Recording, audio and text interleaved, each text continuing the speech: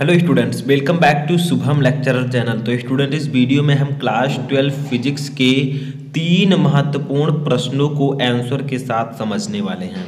यानी कि अगर आप क्लास 12 में हैं और बोर्ड एग्जाम की तैयारी कर रहे हैं तो इन 3 क्वेश्चन को सबसे पहले आपको पढ़ लेना चाहिए। अब ये 3 क्वेश्चन आपके किस चैप्टर से हैं? तो देखिए, स्थिर विद्युत विभव तथा धारिता, वैद्युत धारा, इन्हीं चैप्टर से ये क्वेश्चंस लिए गए हैं, ठीक है, जो कि मोस्ट इंपॉर्टेंट हैं।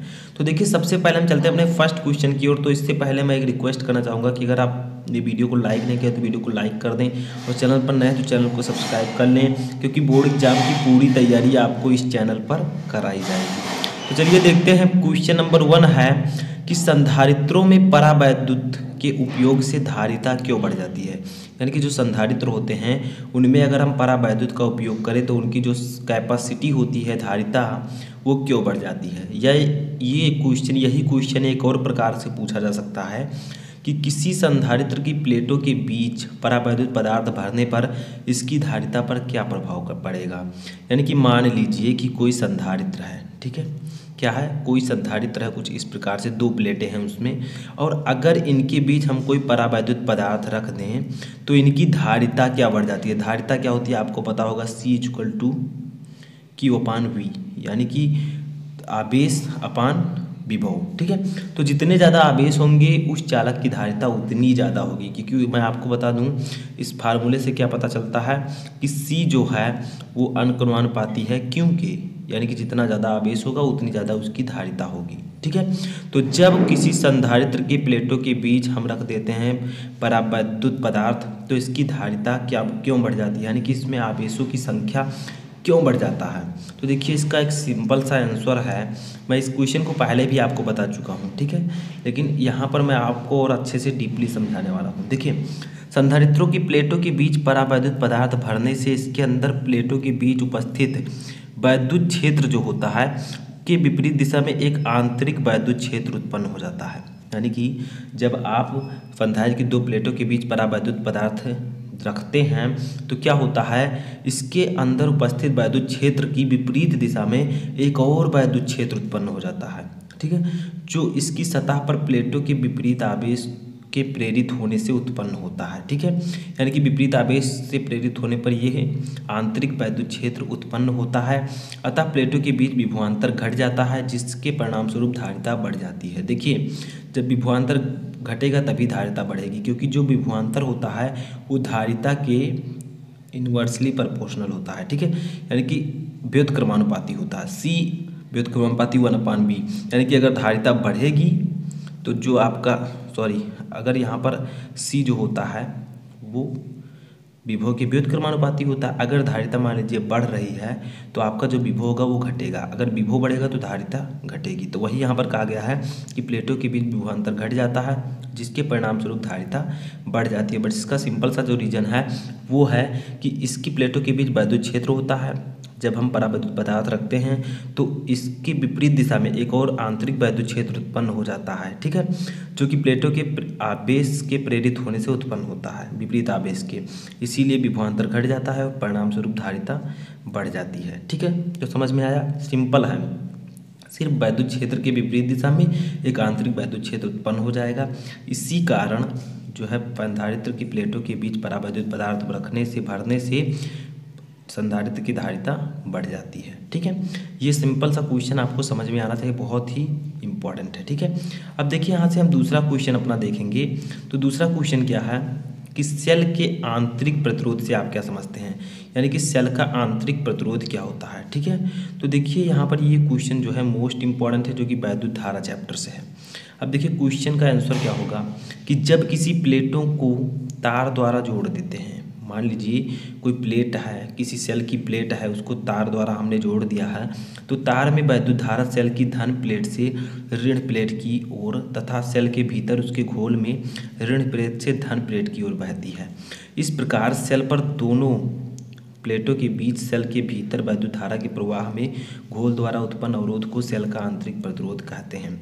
जैसा कि आपको पता है कि जो सेल होता है, ठीक है, उसमें 2 इलेक्ट्रोड होते हैं, एक होता है एनोड और एक कैथोड, यानी कि एक आपका प्लस धन सिरा एक ऋण सिरा। ठीक है, तो क्या कहा जा रहा है समझिए ऊपर कि जब किसी सेल की प्लेटों को तार द्वारा जोड़ देते हैं, मान लीजिए ये सेल का एक प्लेट है, ये धन प्लेट है, ये ऋण प्लेट है। ठीक है, अब तार द्वारा जोड़ देते हैं तो तार में मान लीजिए इसको हमने तार द्वारा जोड़ दिया है। ठीक है, इस प्रकार से समझ में आया।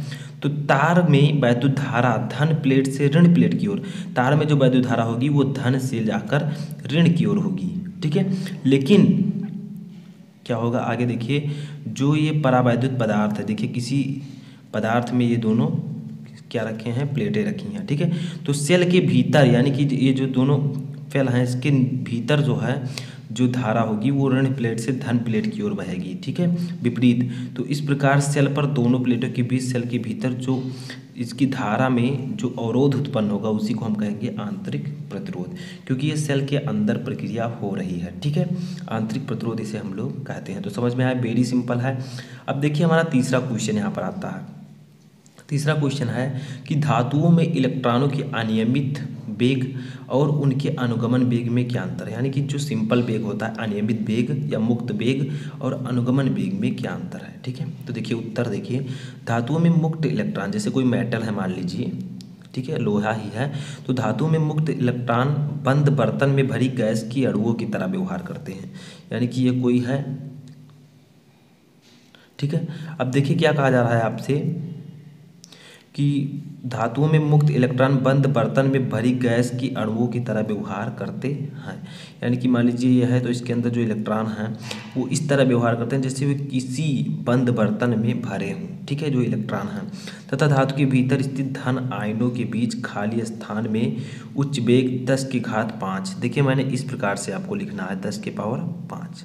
ठीक है, 5 मीटर प्रति सेकंड से हम यानी गत करते हैं, यह मुक्त इलेक्ट्रॉनों का वेग है। यानी कि क्या कहा जा रहा है कि धातुओं में इलेक्ट्रॉन्स होते हैं। ठीक है, वो जैसे बंद बर्तन में गैस होती है वैसे वो धातु मेटल में इलेक्ट्रॉन रहते हैं। ठीक है, तथा धातु के भीतर स्थित धन आयनों के बीच खाली स्थान में, इसके भीतर जो धन आयन स्थित होते हैं उसमें जो खाली स्थान होता है उसमें वो 10⁻5 मीटर प्रति सेकंड से अनियमित गति करते रहते हैं। ये मुक्त इलेक्ट्रॉनों का वेग है, यानी कि ये सिंपल वेग है, मुक्त वेग। ठीक है, 10⁵ जो इलेक्ट्रॉन होते हैं वो इस वेग से गति करते रहते हैं।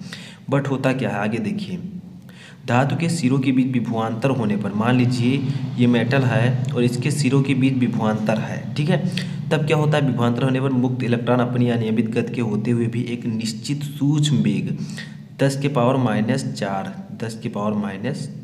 ठीक है, इसी प्रकार से मैंने लिख दिया है, तो आपको नीचे से इस प्रकार से लिखना है। ठीक है, 10⁻⁴ मीटर प्रति सेकंड से उच्च विभव वाले सिरे की ओर खिसकते हैं, यह अनुगमन वेग है।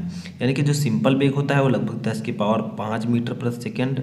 ठीक है, और जो अनुगमन वेग होता है वो 10⁻⁴ मीटर प्रति सेकंड की वेग से होता है। ठीक है, तो ये थे आपके क्या होता है धातु के इलेक्ट्रॉनों के मुक्त वेग और अनुगमन वेग में क्या अंतर होता है। तो ये एक सिंपल सा रीजन है। ठीक है, तो यहाँ पर मैंने आपको 3 क्वेश्चन बताए। अब ये 3 क्वेश्चन मोस्ट इम्पॉर्टेंट है, इसके अलावा भी मैं बहुत सारे क्वेश्चन आपको बता चुका हूँ, तो उनको भी आप लोग चैनल पर जाकर देख सकते हैं, प्लेलिस्ट में आपको सभी क्वेश्चंस मिल जाएंगे। तो वीडियो हेल्पफुल लगा हो तो वीडियो को लाइक कर दें, चैनल पर नए चैनल को सब्सक्राइब कर लें, और कोई भी क्वेरी है तो आप मुझे कमेंट बॉक्स में बता सकते हैं, मैं उस पर वीडियो बनाने की कोशिश करूँगा। तो इस वीडियो में फ़िलहाल इतना ही।